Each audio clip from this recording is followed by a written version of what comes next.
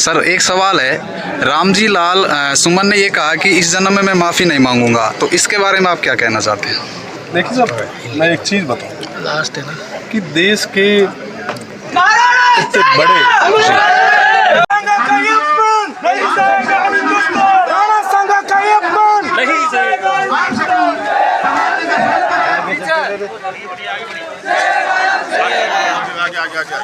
आगे बढ़ के राणा संघ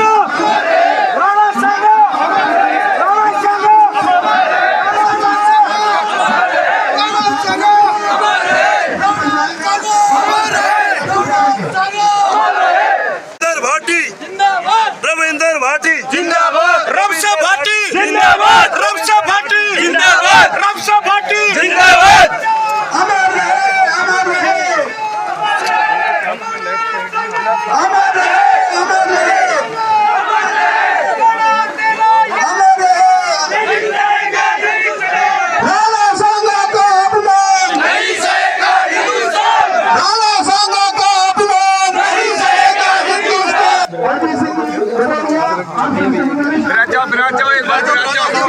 आप थोड़ा फासले से आप बिराज जाओ, के बैठ जाओ अपने पास में। एक ही बात है, कोई नहीं बैठा आप तो। कोई मत जाना, ट्रेन आती रहती है उधर। हाँ, ये बता देना रेल लाइन पर कोई नहीं जाएगा, नीचे मत जाना सर। जाके सेल्फी मत लेना, इधर ही रहना। ट्रेन का थोड़ा सुबह शाम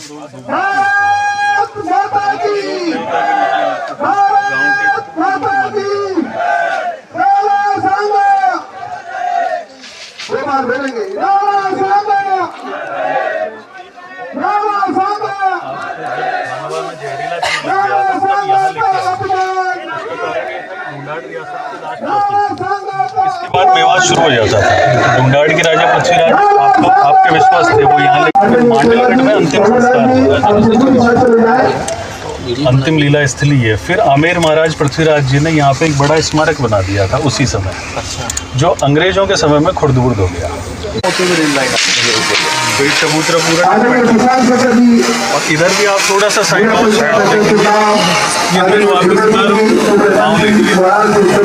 रेलवे स्टेशन पर मिलेंगे। उन्होंने आपने खुद ने, भूमिया जी ने अपनी जगह बचा ली। हम लोग खुशकिस्मत इसलिए कि उन्होंने हमें माध्यम से अपने लोगों को परेशान किया।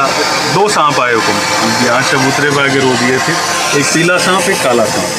और पीले सांप की फितरत बताते हैं कि मनुष्य की गंध के 100 फुट तक नहीं आता पीला सांप।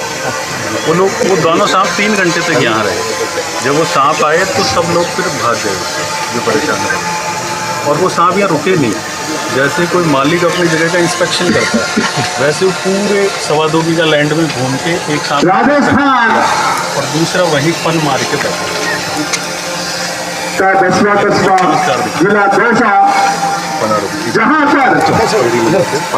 महाराणा सांगा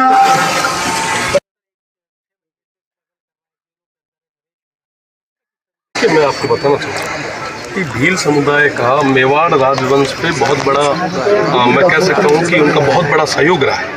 जब भी मेवाड़ का लोगो कहीं लगा हुआ मैं देखता हूँ तो एक तरफ महाराणा होते हैं, दूसरी तरफ उनके वो भाई, वो साथी, वो भील बंधु। तो निश्चित रूप से उन्होंने कंधे से कंधा मिला के हर जगह साथ और सहयोग दिया। बोर्ड का बिल आज डिस्कशन चल रहा है, कुछ ही देर में स्पष्ट हो जाएगा कि वक्फ बोर्ड संशोधन के बारे में आप क्या कहेंगे? जैसे ही वक्फ बोर्ड की तमाम चीज़ें डिस्कशन कंप्लीट होती है, उसके बारे में निश्चित रूप से आगे में बात करेंगे। तो जहाँ महाराणा सांगा ने जो काम किया वो सर्वोच्च बलिदान किया, और सर्वोच्च बलिदान के लिए जहाँ कहीं भी इनकी लिए जरूरत पड़ेगी, हम लोग यूपी से क्या पूरे देश से यहाँ उपस्थित होंगे, और इनके लिए जो कुछ भी किया जाएगा वो बहुत कम ही होगा। भाटी साहब, मुख्यमंत्री का गृह इलाका है, सचिन पायलट की कर्म भूमि है। सचिन पायलट के पिता राजेश पायलट को नमन करते हुए आप यहाँ तक आए, किस तरीके से देखें, क्या संदेश देने का? राजस्थान तो पूरी वीरों की धरती है। मैं रामधारी सिंह दिनकर की वो कविता मुझे याद आती है, तो वो कहते हैं कि साहब जब भी मैं राजस्थान जाता हूँ तो पाँव रखने से पहले मैं कांप जाता हूँ, कहीं मेरे पाँव के नीचे किसी वीर की समाधि ना हो, किसी सती का थान ना आ जाए। ये तो वीरों और सपूतों की धरती है, पश्चिम से लेकर पूर्व तक, ऊपर से उत्तर से लेकर दक्षिण तक हम सब एक हैं। और निश्चित रूप से राजस्थान के विकास के लिए जहाँ कहीं पे भी ज़रूरत रहेगी हम सब सामूहिक रूप से प्रयास करेंगे और राजस्थान को आगे। सर एक सवाल है, रामजी लाल सुमन ने ये कहा कि इस जन्म में मैं माफ़ी नहीं मांगूंगा, तो इसके बारे में आप क्या कहना चाहते हैं?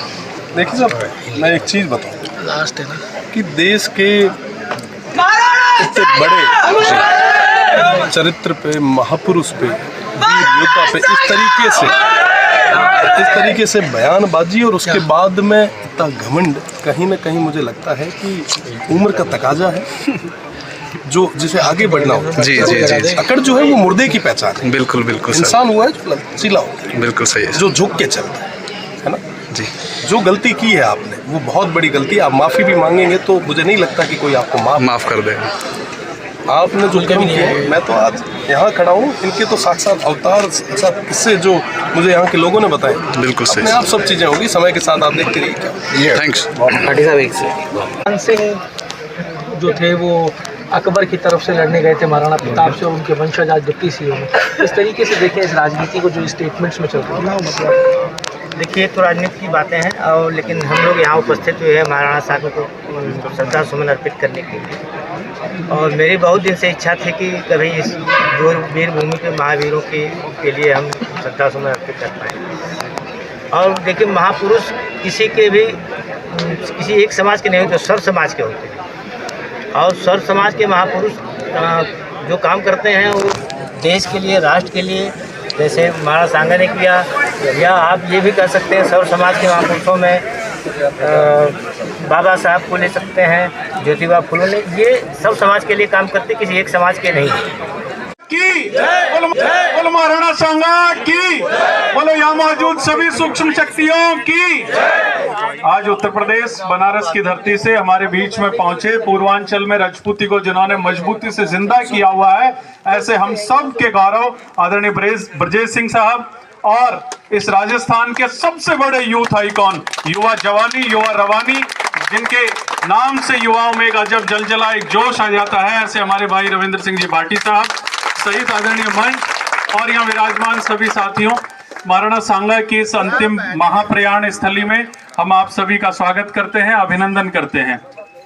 महाराणा सांगा की महाप्रयाण स्थली, महाराणा सांगा ने जहां अपनी अंतिम सांस ली और अहरे गहरे नत्थू खैरे लोग आकर पनौती एक सांसद आकर इस देश में आकर कुछ भी बोल जाते हैं, इससे बड़ी शर्मनाक बात इस हिंदुस्तान में हो नहीं सकती कि वो वीर योद्धा जिन्होंने कि अपना तिल तिल इस मातृभूमि के लिए समर्पित कर दिया, जिनके घाव लगे नवासी फिर भी खड़क रही थी प्यासी, शूल चुपती मेरे हार के इतिहास की, जिनको नमन करने के लिए हिंदुस्तान में 120 राजाओं ने जिन महाराणा सांगा को अपना नेता माना। आज की बात करें, 5 सरपंच यदि अगर एक जगह बैठे हों तो एक दूसरे को अपना नेता नहीं मानते। महाराणा सांगा ये वीर भूमि ना बारंबार वंदन करा, जगी जगह एड़ा वीर हुआ जकारा महाप्रयाण जिकी जगह हुई, ये धन्य धराना बारंबार वंदन करा। बसवा गाँव रा समस्त लोगों रो हृदय रे आनंद गहराई हम धन्यवाद दिया, और साथ ही साथ हुआ तमाम लोगों रो जिका ये जमीन ना बचाने रे वास्ते लड़ाई लड़ी, एक बार उमर वास्ते जोरदार था। राणा सांगा वे चाहे राणा कुंभा हुआ, राणा प्रताप हुआ, मारवाड़ री धरती में आवा, पर राजस्थान री जब बात आए तो संगम पेल मेवाड़ री बात करी छे। महापुरुष वीर योद्धा हर जगह हुआ है, पर वो मेवाड़ री धरती री बात ही कहीं अलग है। स्थल आपको हिंदुस्तान में रवसा देखने को नहीं मिलेगा, या 3-3, 4-4 स्टेटों की रिश्तेदारियां एक ही परिवार में होती हैं। ये तो है ये भूमि। अब समय की इंतजार करते हैं, कानून का राज है, पता नहीं क्या होगा, और राम जी के राज में ये हुआ, कृष्ण जी के राज में ये हुआ, क्या हुआ? राजपूत काल में 300-400 साल पहले जो हुआ वो राम जी के काल में नहीं हुआ, कृष्ण जी के काल में नहीं हुआ। आपने रामायण पढ़ी होगी, महाभारत पढ़ी होगी, एक उदाहरण बता दीजिए जो सिर कटने के बाद कोई लड़ा हो। और राजस्थानी में कहावत है कि दो मेरा नित बरेर पूजे दो ठोड़, सिर कटियो जिन ठोड़ पर धड़ पड़ियो जिन ठोड़, जिनको जुझार कहते हैं। आज हमारे वीर यहाँ लड़े, यहाँ उनका सिर बुझ रहा है 10 किलोमीटर 20 किलोमीटर। और आश्चर्य होगा आपको, कच्छ भुज कहाँ है और अंजार कच्छ भुज में स्थान, और अजमेर के पास रेवसा अजय सर से अपने हाथों से अपना शीश काटकर अपने ही घोड़े पर दोनों हाथों में तलवार चलाते हुए अजमेर अधिष्ठाता अजय पाल देव जी यानी पृथ्वीराज जी चौहान के परदादों सा करीब 700 किलोमीटर तलवार चलाते गए हैं। ऐसा उदाहरण है कहीं? आप यहाँ सूरापुरा नर गोमिया जी विराजमान है। इतना समय नहीं है जब इसका कार्य चला, किस प्रकार से जेसीबी वाले को क्या घटनाएं हुई, क्या देखने को मिला, ये नहीं। और माता सीता हमारी आराध्य है। हनुमान जी ने कहा राम जी कैसे मानेंगे कि मैं आपसे भेंट करके जा रहा हूं, मुझको कोई निशानी दे दीजिए। क्या दिया? क्या दिया? चूड़ामणि। और जब ये प्रसंग हाडी रानी के पास आया तो क्या दिया?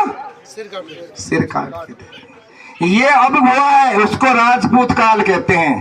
तो कोई काल थोड़ी बदले। और आगे की बात, आज ये विलेम लगाते हैं, आरोप लगाते हैं, आपकी आंखें जिस दिन नम हो जाएंगी।